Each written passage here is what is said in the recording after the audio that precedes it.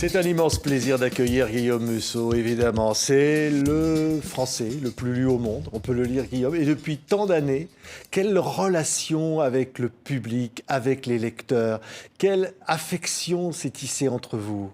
C'est essentiel. Moi, j'ai toujours pensé que la littérature était un jeu qui se jouait à deux. Donc à partir de là, le roman, pour moi, est une contribution à part égale entre celui qui l'écrit et celui qui le lit.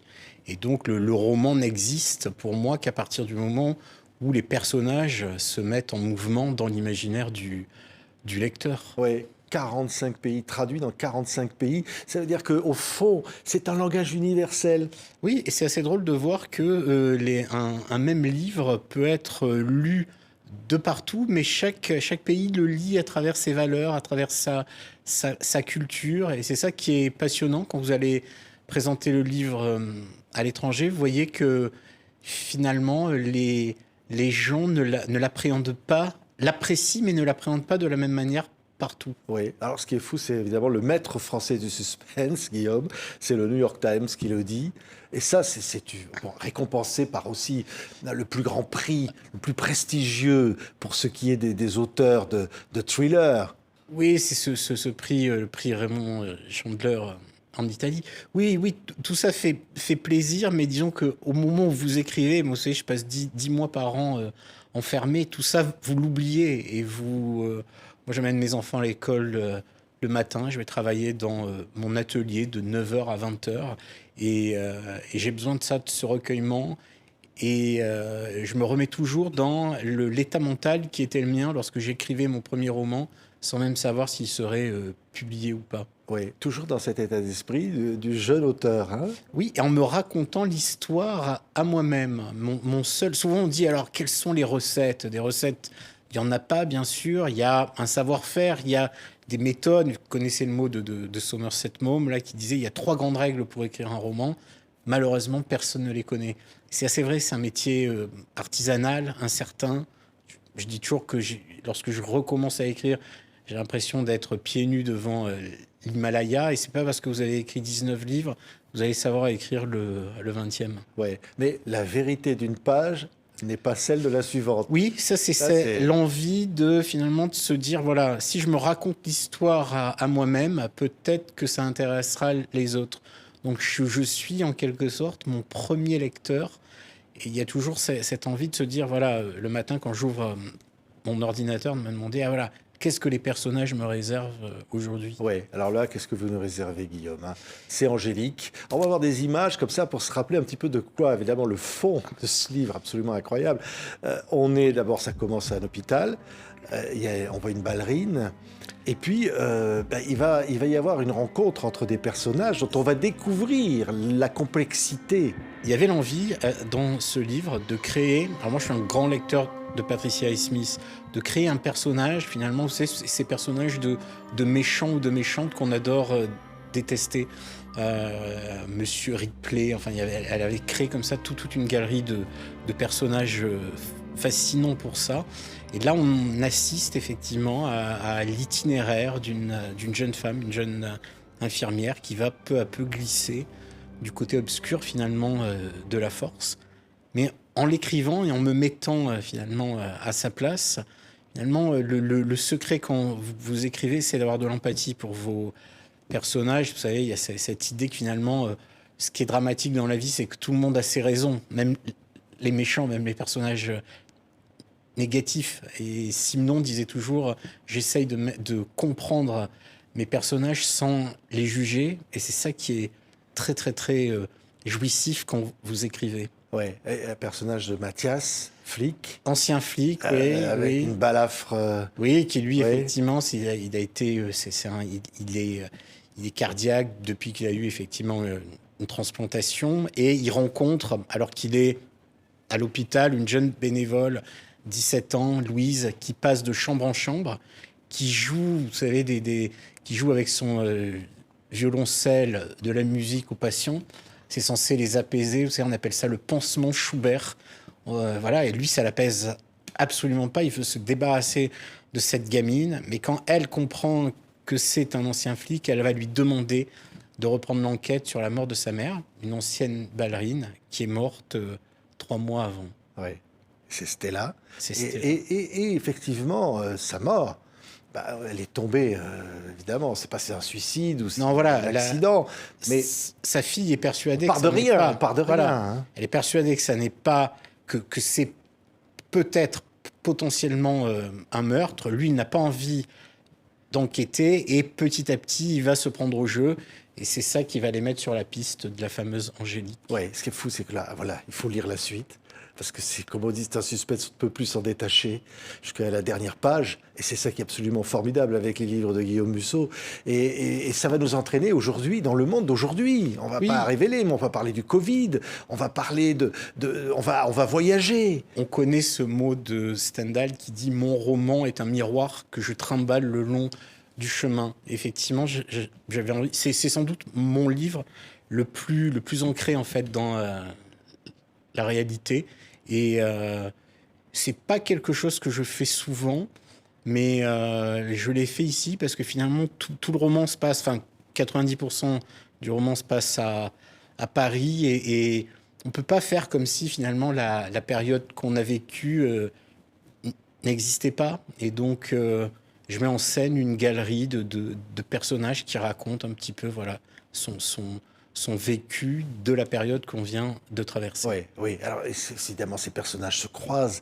Ce qui est fabuleux, c'est la complexité des êtres. Et au fond, il n'y a pas de frontière entre le bien et le mal. Et au fond, la question étant, qu'est-ce qu'ils font là et qu'est-ce que je fais là? Parce qu'au fond, il y a presque une dimension presque philosophique dans le livre. Moi, j'ai toujours pensé qu'effectivement, dans mes romans, le suspense est avant tout mental. On est à l'intérieur, on est un peu comme si on pénétrait par effraction dans la psyché, le cerveau finalement de ces personnages, en essayant effectivement de les comprendre sans les juger.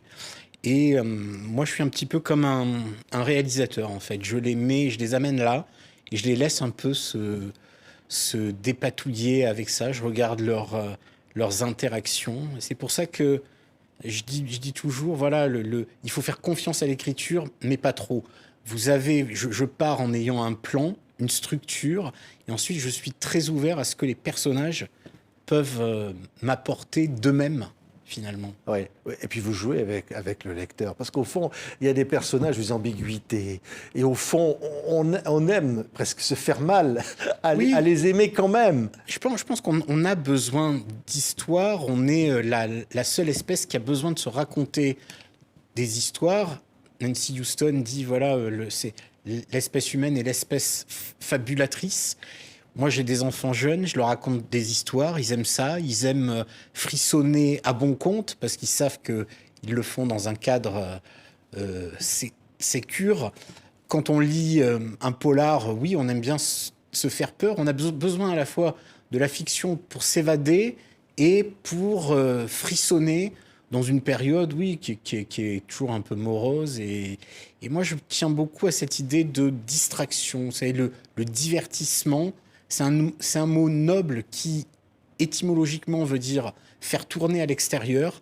Ça veut dire que vous allez créer un univers qui va finalement arracher les gens à leur vie quotidienne pour les faire tourner dans un ailleurs, une parenthèse un petit peu enchantée ou pas, mais qui, pendant un moment, va leur faire oublier leur vie quotidienne. Ouais. C'était ce que j'aimais, moi.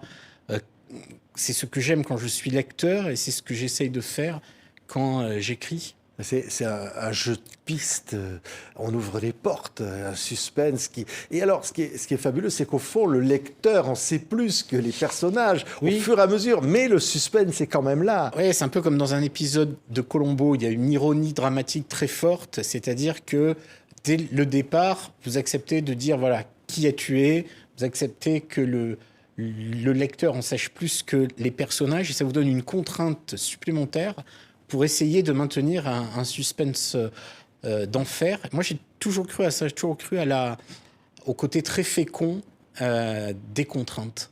Oui, Si vous parliez de Patricia Schmidt, vous parliez de Hitchcock, évidemment. Oui. Vous citez dans vos références à la fin du livre.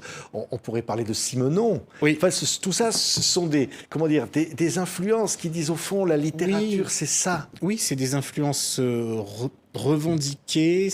Je sais bien, il y a toujours des écrivains qui disent « Oh là là, quand j'écris, je ne veux pas lire parce que je ne veux pas être influencé ».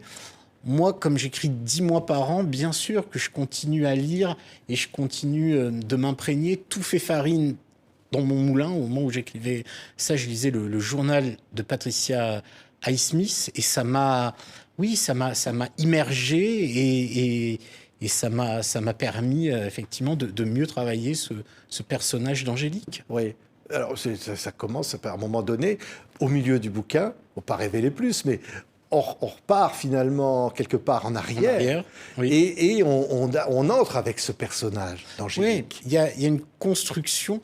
Aujourd'hui, les lecteurs, mais sans doute grâce aux séries télé, sont beaucoup plus capables et beaucoup plus heureux finalement d'aborder des structures narratives complexes, compliquées, qui nous permettent effectivement de jongler, de construire une architecture narrative moi qui me plaît, qui me stimule. Moi, j'ai toujours pensé qu'aujourd'hui, un romancier est en concurrence avec les séries télé. Moi, j'aime me dire, voilà, quand quelqu'un rentre chez lui après sa journée de travail, je me dis, je suis heureux s'il se dit, ce soir, je préfère ouvrir et continuer Angélique que voir un nouvel épisode d'une série sur Netflix. Ouais. Bon, il va peut-être regarder La jeune fille et la nuit. Hein. Ah ben bientôt, oui. Bientôt. Une série adaptée du livre de Guillaume. Oui, très bonne série. Ils n'ont pas cherché à gommer les rugosités du roman. Série internationale tournée en anglais. Et c'était un plaisir pour moi de voir que le tournage a pu avoir lieu dans le sud-est de la France, notamment dans un lycée à Sophia Antipolis, dans lequel j'avais enseigné 4 ans, et de pouvoir faire venir comme ça des acteurs comme Johan Gruffud, Grégory Fitoussi, dans mon ancien lycée. Waouh, c'était une fierté et j'étais content de l'aventure, de la quête. Et la série est très bien en plus. Ouais. Mais quand on lit un livre comme celui-là, comme Angélique par exemple, c'est vrai qu'on a le début dans un certain climat, c'est visuel, puis on casse le rythme, on passe à un autre rythme. En même temps, c'est très cinématographique.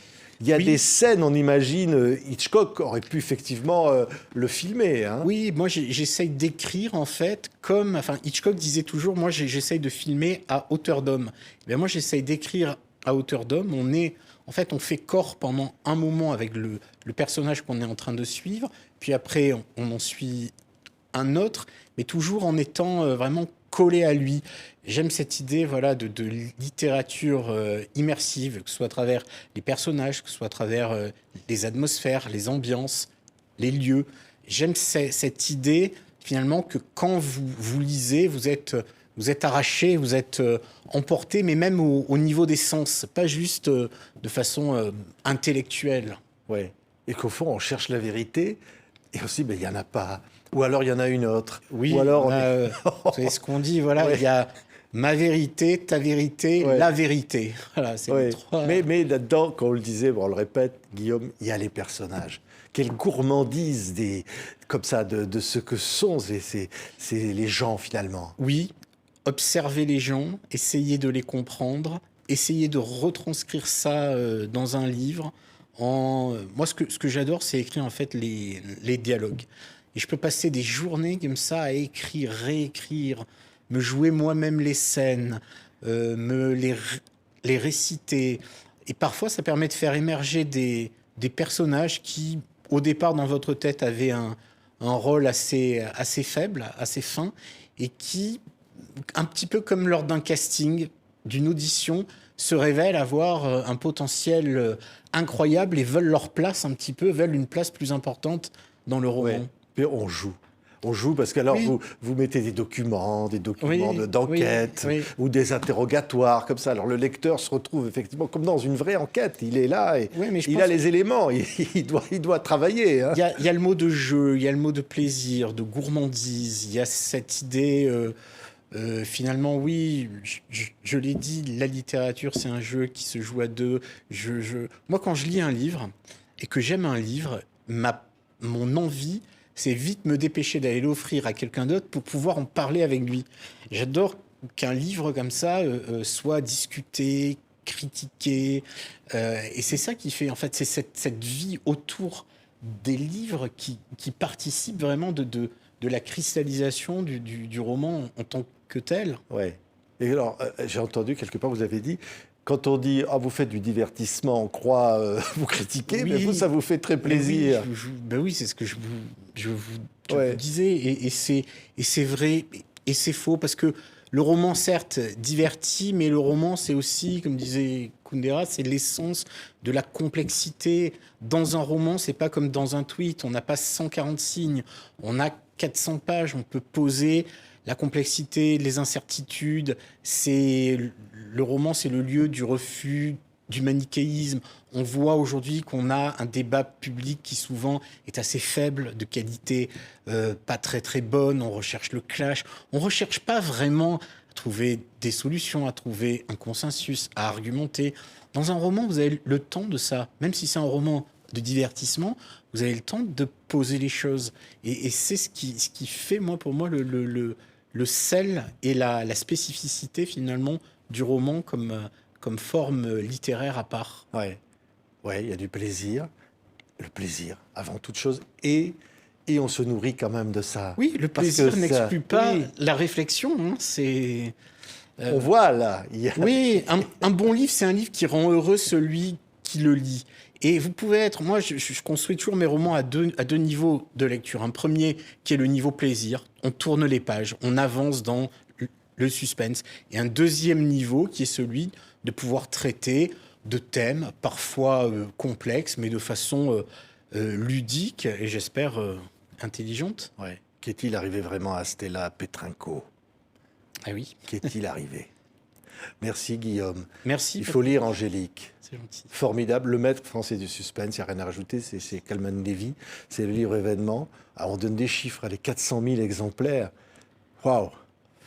Oui, Pour un premier tirage. Les chiffres, on les oublie lorsque vous C'est la pression, écrivez. non Mais lorsque vous écrivez, vous pouvez pas vous dire tout ça parce que vous êtes lu par des gens qui sont très très très différents, qui vous lisent pour des raisons. Certains vous lisent pour le plaisir du suspense, d'autres parce que le thème va les intéresser, d'autres achètent votre livre pour l'offrir.